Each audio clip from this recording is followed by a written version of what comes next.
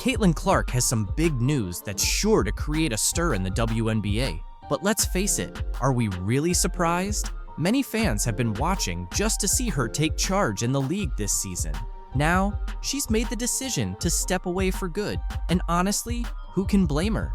She struggled with physical defense she's faced at the professional level and voiced frustration with the league's officiating, recently telling reporters, quote, "I feel like I'm getting hammered and everybody is physical with me, and opponents get away with things that other people don't get away with." That's what Caitlin Clark said. From the very beginning, this league didn't truly appreciate her talent. She took a team that had been largely unnoticed for 10 years and led them to the playoffs, set attendance records, increased ticket sales, and made her jersey a top seller.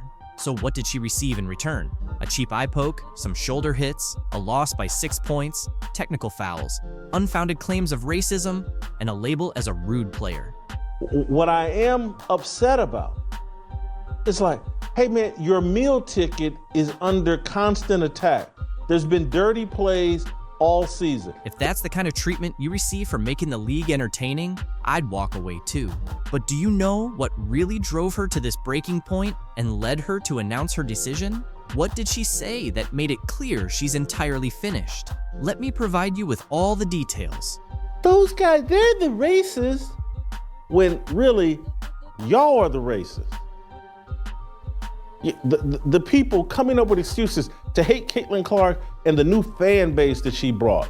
You could sense it brewing from a distance. Caitlin Clark's frustration had been accumulating for weeks. However, the tipping point occurred when the Indiana Fever faced a heartbreaking defeat against the Connecticut Sun. She's just not built for the physicality of this league. And she's not quick enough to get away from the physicality, resulting in their elimination from the playoffs. In a close game that ended with a score of 87-81, Clark played as if everything depended on it, contributing 29 points, 10 assists, and 7 rebounds, essentially trying to shoulder the entire team. But here's the catch. Her teammates appeared to be asleep. While Clark was out there performing like a one-woman army, her team struggled, missing shots and committing rookie errors. This kid's on the wrong team. She's got the wrong skill set to handle the physicality of that league, and she's a rookie. Let's kick things off with Temi Fagbani. Where do I even start? Her performance was nothing short of a disaster. She made some critical errors, including a shot clock violation at a crucial moment when the Fever were trying to gain momentum. When she wasn't just standing around looking confused, she went 0 for 3, practically gifting the ball back to the Sun. Honestly, don't you agree with Gino when he said, "Yeah, but she needs to be on a better team." But hold on, because Victoria Vivians didn't perform any better. As a veteran who should excel under pressure, she instead chose to go missing, scoring only 6 points with a shooting percentage of 2 for 10. Seriously, 2 out of 10? She wasn't just missing, she was clanking wide open opportunities that even I could have made. Then there's Kelsey Mitchell, usually a reliable scorer, who picked the absolute worst moment to disappear. She ended with 9 points on 3 of 12 shooting. For someone who was expected to be one of Indiana's top scorers, she appeared completely lost, hesitating and passing up shots. When she finally did take a shot, they turned into air balls. It was like she had stage fright just when the Fever needed her to step up. Caitlin Clark was assaulted yesterday in her very first playoff game in the WNBA. Watching everything unravel around Clark while she was giving it her all was painful. Each time she made a clutch, three-pointer, or executed an amazing play, her teammates seemed to fumble, handing the ball back to the Sun and giving Clark that helpless look, as if to say, "Oops, my bad." You could see it in her body language. Every missed shot and turnover felt like a punch to the gut. It's not that she didn't show up. She played a full 40 minutes of relentless, high-intensity basketball, pouring everything into the game, and yet it still wasn't sufficient. It's important that we point this out. One of the things that I brought up this morning in talking about Caitlin Clark is that some of the players, you want to use the word jealousy, fine. You want to use the word envy, fine. As the final buzzer went off and Clark stood there with her shoulders slumped, staring at the scoreboard, it became evident that this was more than just a loss. It was a realization, a wake-up call that no matter how hard she fought, how many shots she made, or how many plays she executed, it wouldn't matter without a team that could genuinely support her. This wasn't merely the end of a playoff journey, it signified the end of her patience. If Caitlin Clark is the quote-unquote savior, if she's the golden girl, milk it! Reality is knocking on the door of the porta potty. The truth is finally coming to the light. The same light that is going to be dimming here in about 12 hours when Caitlin Clark is eliminated from the playoff. The entire WNBA was almost in shock when Caitlin Clark revealed her big news. She's not just stepping away from the league, she's moving to Europe. That's correct. The most exciting rookie the WNBA has ever witnessed is packing her bags and saying, "I'm out." Can you really falter after enduring all the relentless pressure, cheap shots, and endless nonsense? Clark has decided it's time to hit the reset button. This announcement came just days after the Indiana Fever's tough playoff exit against the Connecticut Sun. And honestly, it's not unexpected. After elevating her team to relevance without any support, this was bound to happen. There were regular season games this season where Caitlin Clark drew more than 1.8 million viewers. However, I hope Kat Engelbert is ready for disappointment because there's a hell of a lot more of it on. If Caitlin Clark is the star of the WNBA, things are about to get tough for the league once she's out of the playoffs. The reality is, the WNBA is in for a wake-up call. When Clark was out, ratings plummeted from 1.8 million viewers to just 161,000. Definitely concerning for Kathy Engelbert and the league. Clark's presence this season boosted everything: merchandise, ticket sales, and TV viewership. The Indiana Fever, once barely relevant, became playoff contenders, and her games consistently sold out. But now, here's the issue. Without Clark, the WNBA is struggling. Not a single playoff game has even reached 500,000 viewers in her absence. Without her star power, the league is left facing empty arenas and tanking ratings. It's become clear they put all their hopes on Clark, and now they're feeling the effects. Clark's influence extended beyond just the Fever. She set records in points, assists, and triple-doubles, and her energy lifted the whole league. Attendance shot up by 156%, TV ratings nearly tripled, and merchandise sales skyrocketed. She even drew in fans who had never paid attention to women's basketball before. But now that she's out, the league is facing a tough reality. Remember those packed arenas for her games? Without her, the venues are half full, and the excitement is gone. Even the top teams can't pull in 500,000 viewers. The WNBA is staring down not just a major drop in fan engagement, but a financial loss too. The NBA pours $200 million into the WNBA every year just to keep it going. But compared to the NBA's $3 billion in revenue, the WNBA's earnings are minimal. What's even more shocking is that the league hasn't properly marketed Clark. There have been no big commercials or major marketing campaigns.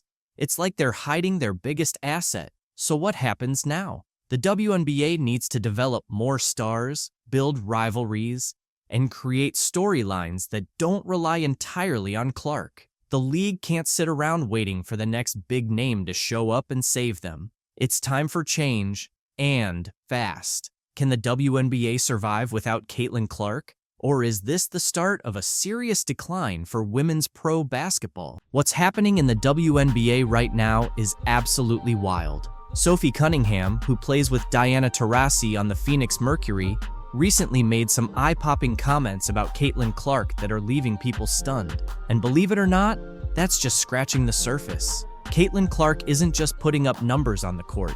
She's changing the game itself. She's been smashing records, pulling off impossible plays, and shaking up the Indiana Fever in ways no one saw coming.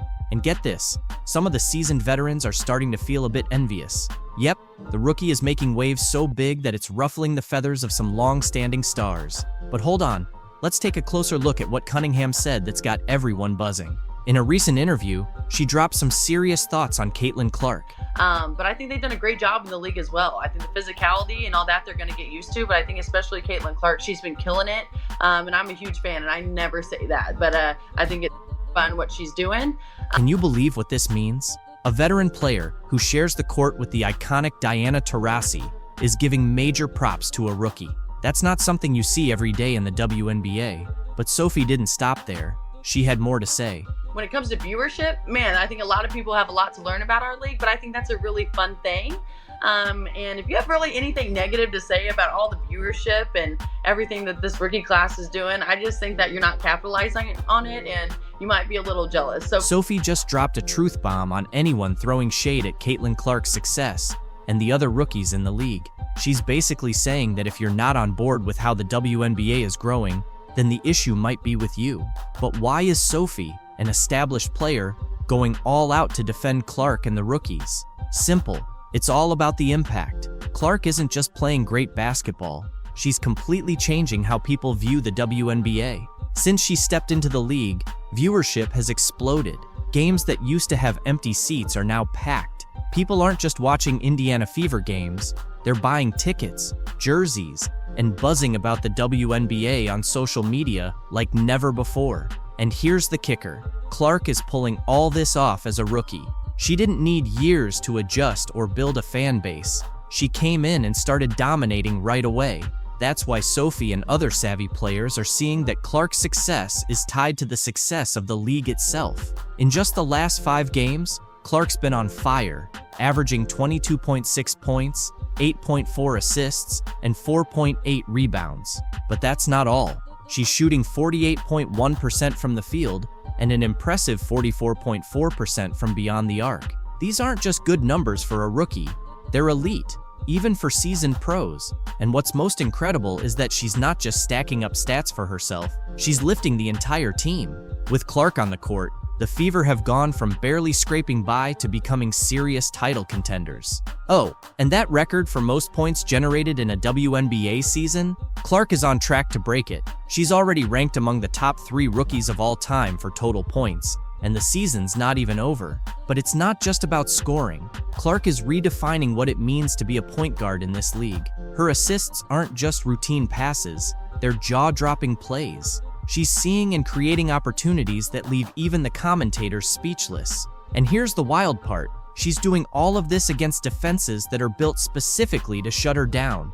Entire teams are shifting their strategies just to contain Caitlin Clark, but she's still out there dominating. That's why veterans like Sophie Cunningham are so impressed. Clark isn't just excelling. She's changing the entire game. She's pushing teams and players to evolve.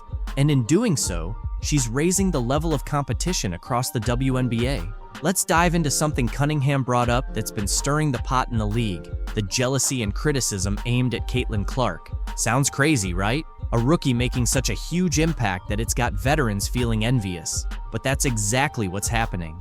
Some players, and even some fans, are complaining about all the attention Clark's getting, saying it's overhyped or that she's stealing the spotlight from more experienced players. But let's be real, this is just plain jealousy. As Sophie Cunningham wisely pointed out, those who are grumbling about the attention Clark is bringing to the league are missing out on the bigger picture and maybe feeling a bit envious. She's absolutely right. Clark's success doesn't take away from any other player's value. In fact, the more attention the WNBA gets, the better it is for everyone. More fans mean more revenue, which can lead to higher salaries, better conditions, and more opportunities for all players. Clark is literally expanding the league's market. She's attracting new fans, people who might never have watched a WNBA game before. And once they're hooked, they're not just watching Clark, they're getting introduced to all the incredible talent the league has to offer. That's why smart players like Cunningham are embracing the Caitlin Clark phenomenon. They understand that when one player shines, it benefits the whole league.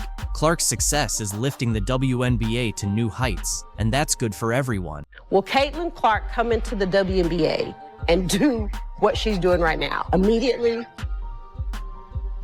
Absolutely not. Wheels around, evades Van Lith, and drains it. My goodness. Iowa, she did everything. You know, however many shots you want to take, whatever you want to do with the ball, you can do. It's just a different ball game. If you've been watching Caitlin Clark in the WNBA, you'll notice she's still hitting all those incredible shots she made back at Iowa, wowing fans and packing arenas like never before. It's almost like Cheryl Swoops never saw her play, because as great as Clark is at shooting, the real magic happens when she passes the ball. You have some players like an Aaliyah Boston, an Alyssa Smith, a Kelsey Mitchell, like they gotta have a rock. Take a look at the list of players she just mentioned, then check out Caitlin Clark's assist numbers and tell me those players aren't getting the ball. Oh, and by the way, Clark just broke the record for most assists in a season. Not just a rookie record, but the overall WNBA record. On top of that, Kelsey Mitchell is hitting career highs across the board. It wasn't just Swoops. Other WNBA vets also thought Clark was in for a tough reality check. Reality is coming. You look superhuman playing against 18-year-olds, but you're going to come with some grown women that have been playing professional basketball for a long time. The only real issue earlier this season was the cheap shots other players were taking at Caitlin Clark. Sure, some rookie welcome to the league moments are expected, but things like Carter's hip check could have seriously injured her. Neck, back, twisted ankle, you name it. Plays like that need to stop for the good of the game and the league's future. Since the players came back from the Olympic break, Clark has led the Fever to their first postseason, ending the longest playoff drought in WNBA history. If we look at the last 12 games, Clark and her talented teammates have gone 8-4, securing the 6th seed. One thing that stands out is how much better she shoots from the left wing, especially off the catch. It's her highest percentage shot, which makes sense since her arm motion aligns better on that side. And the crazy part is, most of these shots are on the move. She rarely has time to just stand still, receive a pass, and shoot. Clark is tough to guard because of her constant motion. She runs off double Ivan screens, snaps back to the ball off a pin down, and the defender makes the bold choice to go under the screen, which triggers a flare cut to the deep left wing. She barely has any space, but still drains the shot. You could see WNBA players wondering why her NCAA opponents weren't guarding her properly. It was like Clark was showing off when she hit her personal best of 7 threes against Brittany Sykes' Mystics. It turns out, stopping Clark from getting her shots off to the left is harder than people think, even for seasoned WNBA vets. And against Diamond D Shields and the Chicago Sky, she hit 2 threes going left, with defenders right in her face. The Fever run some great plays to capitalize on her left side. For example, the cross screen leaves her defender under the screen, first mistake. Then, the handoff causes 2 defenders to get tangled up, and the final screen by Boston leaves Clark wide open to knock down a beautiful shot. When it comes to her passing, Clark is creating over 5 layups per game for her teammates, which is just wild. The biggest beneficiary is Aaliyah Boston. They've got a nice play where Boston slips the ball screen on the left side, then gets a double staggered screen across the lane, allowing Clark to deliver a perfect pass for an easy bucket. In a similar setup, Clark gets a ball screen at the top while Boston uses her body to shield the defender and finishes with a soft touch off the glass. Their bread and butter is the pick and roll. Since Clark draws both defenders, Boston often gets open shots right at the rim. Boston uses her size to spin around smaller defenders for easy layups, and when they reverse the ball screen on the left side, it's the same result. Boston's defender has to hedge because of Clark's shooting threat, but Clark's wraparound pass finds Boston perfectly. She even spins the ball just right so it lands in Boston's hands, allowing her to finish away from the defender. Just perfect execution. They've developed a killer 2-woman game at the top of the key, flattening the other 3 players along the baseline to give them room to operate. When the pick and roll is covered well, they transition smoothly into a get action, and Boston pulls off one of my favorite moves, the fake handoff. This sets up Clark for an assist and gave the Fever a crucial basket that helped them win in overtime. The chemistry between Clark and Mitchell has been fantastic. They connect so often on that classic dribble towards the corner backdoor cut play. Clark draws so much attention that Mitchell's defender tends to freeze, and with her speed and explosiveness, Mitchell easily beats her defender. Add Clark's vision and pinpoint passing to the mix, and you get a lot of frustrated coaches on the other side who, despite preparing for this, still get burned. Where they're especially dangerous is in transition. Mitchell is one of the fastest players in the league, and if the defense doesn't hustle back early, Clark is going to find her with one of those signature 50-foot passes for easy layups. Putting pressure on the defense early like that also softens it up, making it easier for Clark to get into her deep shooting game with less resistance. The Indiana Fever delivered an unforgettable game. Picture this: Caitlin Clark, the rookie who's been making waves in the league, played all 45 minutes of a game that went into overtime. Yep, 45 minutes straight, and that's just the start. Clark didn't just lead the Fever to a tough 104-100 win over the Atlanta Dream.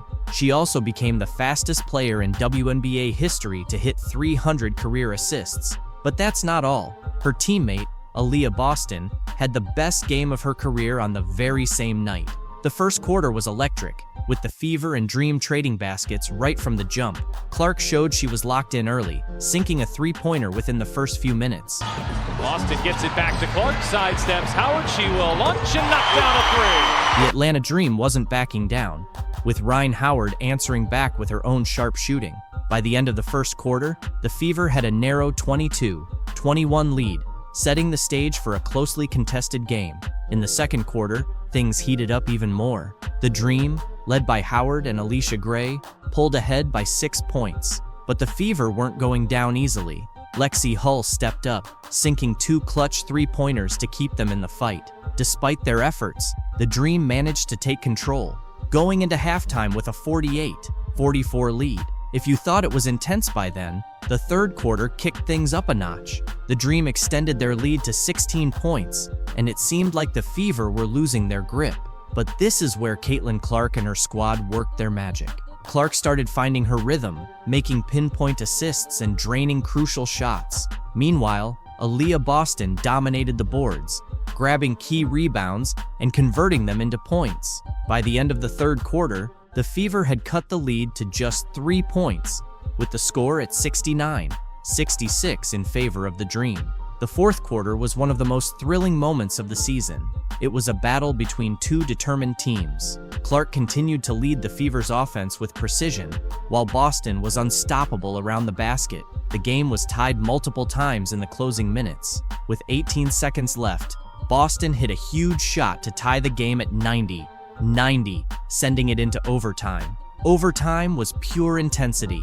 Clark and Boston kept up their dominance, but the Dream fought back hard. It was a back-and-forth exchange of baskets right up until the final seconds. In the end, Clark's composure at the free throw line sealed the Fever's 104-100 victory. This game showed just how much the Indiana team is growing, and with the playoffs on the horizon, they're showing some promising signs. What can we even say about Clark that hasn't been said already? Well, here's one for you. She played all 45 minutes of the game. Unreal, right? But the numbers back it up. Clark wrapped up the night with 26 points, 12 assists, and 5 rebounds. That's not just a double-double, it's complete court control.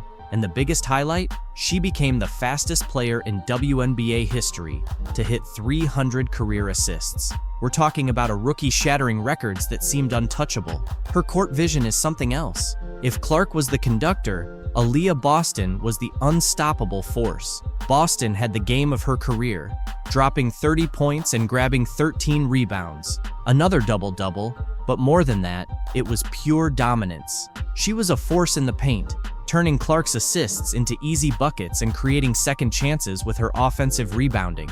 Boston was incredibly efficient, hitting 11 out of 16 shots. And let's not forget Kelsey Mitchell. While Clark and Boston were stealing the show, Mitchell quietly had a standout game herself, with 21 points and a solid 50% shooting. She was the quiet but critical third piece of the puzzle, delivering when the Fever needed it most. Mitchell showed why she's one of the top shooters in the league, sinking clutch shots to help seal the victory. The trio of Clark running the show, Boston owning the paint, and Mitchell hitting from the outside is a combination that could take the Fever deep into the playoffs. And speaking of playoffs, with performances like this, the Fever are proving they're not just here to make up the numbers, they're here to compete for a title. A key moment in the game came in the third quarter when the Dream opened up a 16-point lead. That could have been the moment many teams threw in the towel, but not the Fever, and definitely not Clark. She kicked off a series of plays that completely turned the game around. She drained a three-pointer and followed it up with 2 quick assists to Boston. Just like that, the 16-point gap started to shrink. This was where Clark's championship mentality really showed. She didn't just rack up points, she elevated the play of her whole team. This game summed up the Fever season. Flashes of brilliance, some adversity, and overcoming challenges. But most of all, It showcased the heart and determination of this young squad, led by Clark and Boston. Today, we've got some serious drama to break down. The situation between Caitlin Clark and a Connecticut Sun fan has been leaked, and now, Teresa Weatherspoon is the latest coach to lose her job. Let's dive in. First up, let's talk about Caitlin Clark and what went down at the Connecticut Sun game. Even though the Fever season is over and Clark's off the court, the drama isn't cooling down. A lot of WNBA veterans and players are blaming Caitlin Clark's fan base for all the hate that's been going around. But come on, can we really put all of this on Clark's fans? Did you see what happened at the Sun game? It wasn't just a random fan. This guy had media credentials and was harassing Clark from the front row. The whole incident got leaked online, and now we've got more details to unpack. Clark ended up calling out the fan to security after he apparently crossed a line. Fans at the game said the guy didn't just insult her, he allegedly wished she'd fall and break her neck.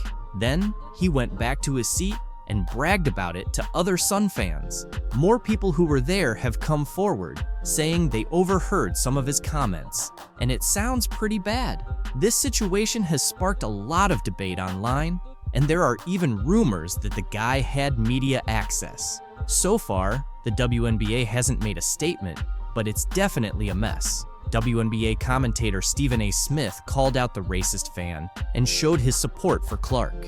On the flip side, players like Angel Reese and Brittany Griner have also shared their thoughts. Angel mentioned she's been dealing with harassment from Clark's fans for the past 2 years. Griner, on the other hand, is pushing for the league to take faster action when it comes to toxic fan behavior. Speaking of Angel Reese, let's shift gears.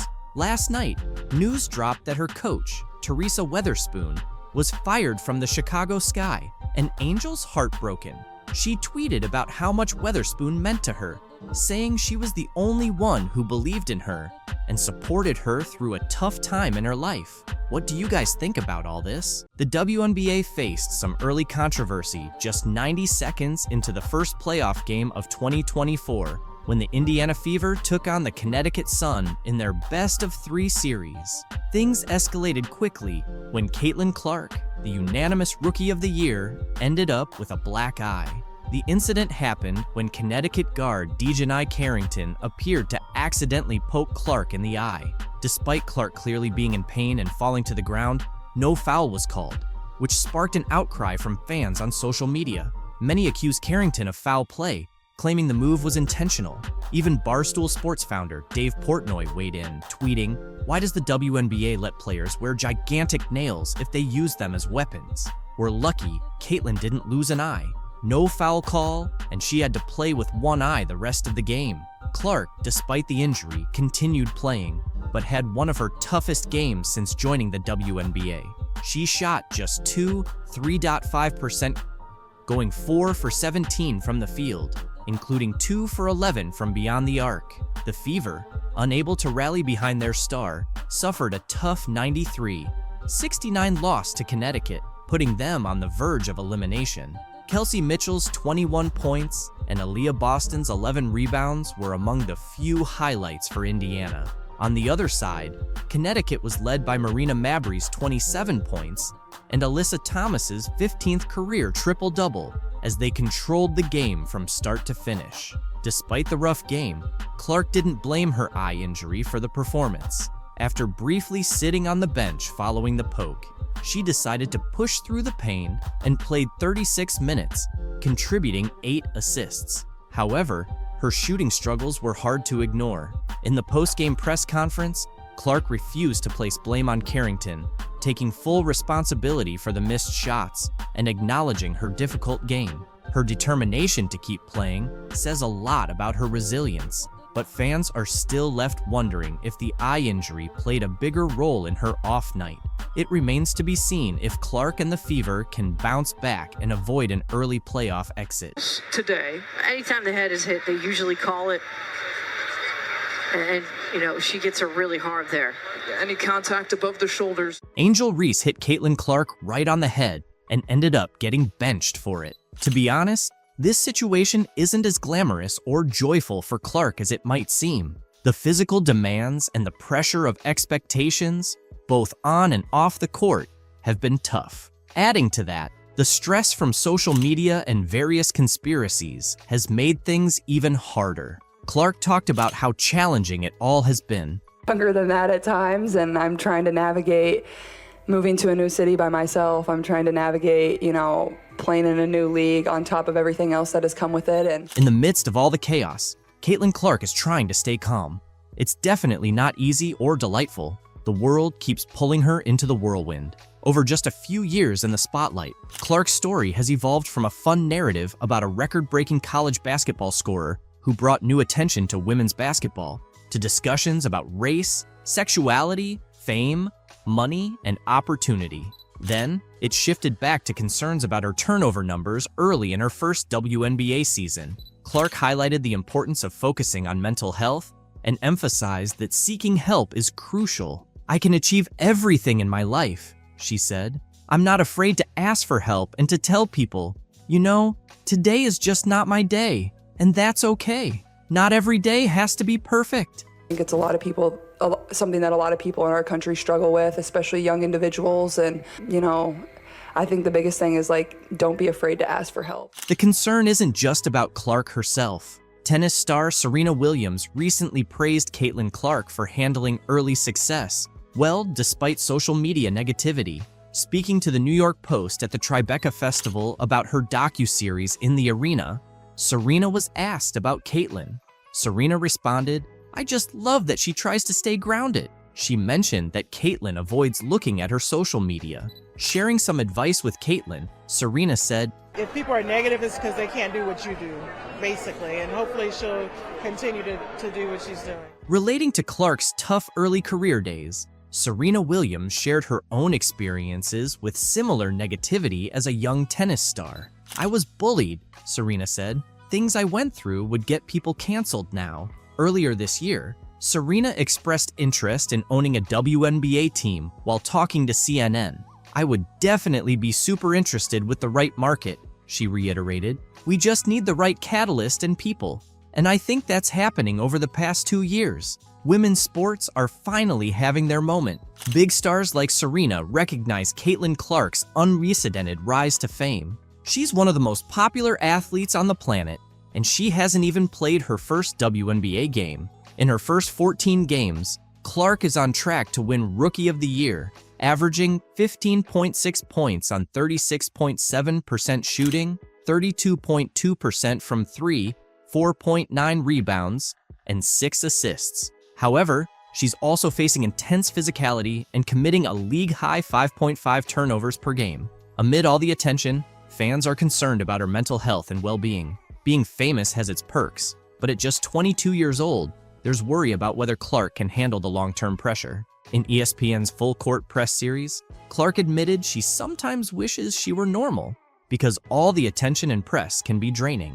"There are days when you don't want to talk to everyone," Clark said, "but someone comes up to you, and this is their 10-second interaction with you, so you better smile and be kind. But sometimes, you just want to be normal." Despite the pressure, Caitlin Clark seems to be handling it well so far. But with her fame expected to rise, fans are concerned about her mental health. Life as a celebrity has its downsides, but the pros often make it worth it. At 22, Clark's exciting journey in the world of basketball and celebrity continues. The latest chapter took place on Sunday in front of a sold-out crowd at Gainbridge Fieldhouse in Indianapolis. There, she faced Angel Reese, a Chicago Sky rookie familiar with high-profile showdowns against Clark. They had a heated battle in the 2023 NCAA National Championship game, where Reese's LSU Tigers defeated Clark's Iowa Hawkeyes, famously mocking Clark's "you can't see me" hand motion.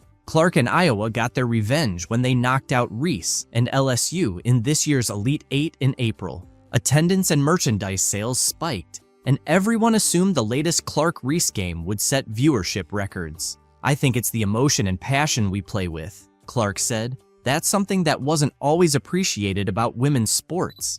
And it should be. It makes it fun. We're competitors.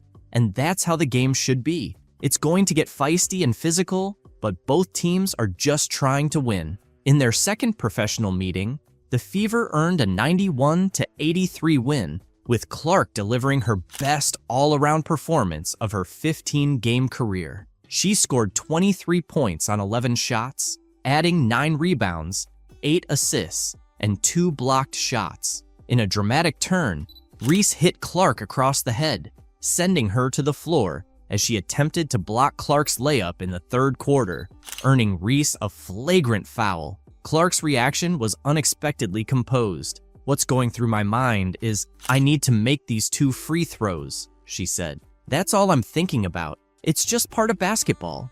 It is what it is. She's just trying to make a play on the ball and get the block." Under 5 minutes to go in the first, it's Caitlin Clark. The ball's knocked loose, doesn't matter. 29 feet away, pulling up from Alexandria. Boom. No problem. Caitlin Clark just delivered the explosive performance we've all been waiting for. She nailed 7 3-pointers and scored over 30 points in front of a packed crowd of more than 20,000 fans, turning a dream scenario into reality for us supporters. In this remarkable game, Clark became just the second rookie in WNBA history to hit 7 3-pointers and reach a career-high 30 points. She matched Crystal Robinson's rookie 3-point record from 1999 and surpassed Tamika Catching's record of 6 from 2002, setting a new franchise record for the most 3-pointers by a rookie in a single game. Her standout performance not only led the Indiana Fever to an 85-83 victory over the Washington Mystics in the Commissioner's Cup, but also won over fans who had seen her struggle in earlier games. Moreover, she silenced critics who doubted her ability to adjust to the WNBA standards. The game, which was moved to Capital One Arena to accommodate the high demand to see the top draft pick, saw Clark shine in front of a record-breaking crowd of 20,333. This was the largest attendance for a WNBA game since the 2007 finals and the second best performance since 1999. Clark also added 8 rebounds, 6 assists, and a career-high 4 steals to her impressive stats. At this time 1 week ago, we were gearing up for Caitlin Clark to go against Angel Reese for the first time in their WNBA careers. And by the time the Fever Sky game was over, the conversation had changed to Kennedy Carter's foul on Clark, a foul the WNBA would later upgrade to a flagrant foul 1 the very next day, and it was a foul that launched 1,000 takes. Caitlin Clark has made history as just the second rookie to score over 30 points, grab more than 5 rebounds, dish out over 5 assists, and hit more than 5 3-pointers in a single game. She also became the fastest WNBA player to reach 200 points and 75 assists, achieving this in just 12 games and surpassing Sue Bird's record of 14 games. "It felt great to shoot well. Even my misses felt close," Clark said after the game. "It was nice to have a night like this. Overall, we shot the ball really well. 16 made threes. I still see so many areas where I can improve, and I think that goes for our entire team." Clark is determined to maintain her high level of play, knowing she hasn't reached her peak yet. Her standout performance also led the Fever to deliver the Mystics their 11th consecutive loss, marking the worst start in the franchise's history. Kelsey Mitchell, Clark's backcourt partner, added 16 points, 4 assists, and 3 steals. Both Aaliyah Boston and Nalissa Smith contributed 10 points each. The team secured their second Commissioner's Cup win, moving to a 2-1 record in the competition. However, despite her impressive performance, Clark is still dealing with some rookie challenges, including leading the league in turnovers. She had 8 more turnovers in this game, bringing her season total to 67. Interestingly, she matched her career high of 30 points from May 28th against the Los Angeles Sparks. Along with her 6 assists, 8 rebounds, and 4 steals, she made 7 of 13 3-point attempts, tying a WNBA rookie record, and hit 5 consecutive shots from beyond the arc in the second half. Yeah, I think it's a process more than anything. It felt good to shoot the ball well. Like, I feel like even my misses were like right there. I thought multiple were still going in, and it was nice to have a night like that. Clark's confidence in her game is evident from recent performances. Earlier, she discussed the learning curve she faced in her first 11 professional games. After scoring just 3 points in a season-low performance against the New York Liberty on Sunday, Clark rebounded with what many consider the best game of her young WNBA career, thanks to a 4-day break. During this time off, Clark mentioned that the Fever took the opportunity to refine their set plays and practice against ball screen blitzes that had been challenging them. Against the Mystics, Clark found space to create off those screens, explaining, "As a shooter, once you see 1 or 2 shots go in, the basket just seems bigger and bigger." Indiana head coach Christy Sides noted that the strategy to get Clark more action off screens was deliberate, aiming to reduce her workload.